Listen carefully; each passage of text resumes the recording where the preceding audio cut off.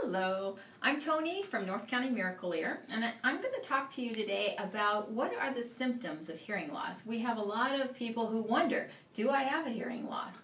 And really, there's some simple questions you have to answer in order to get to the bottom of that.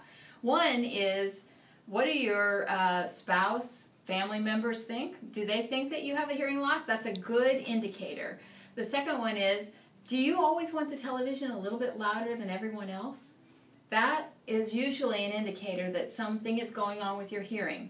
Another thing is, are you feeling like you don't want to go to social events because it's going to be too difficult? Social isolation, withdrawal from social activities, another good indicator that there's a problem. The other thing, are you asking people to repeat themselves frequently? You may not notice this, but the people around you, trust me, if you ask them, they will tell you, yes, you're constantly asking me to repeat myself. And that is a great indicator. It's very common. Most often with age-related loss, we lose our hearing in the higher frequencies. And that means all of the consonant sounds, the very soft, specific sounds that define words, we begin to lose first. So you often feel like you can hear just fine, but everybody is mumbling.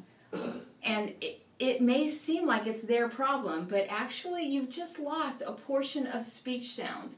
And all you have to do is get that checked out at any kind of hearing evaluation center.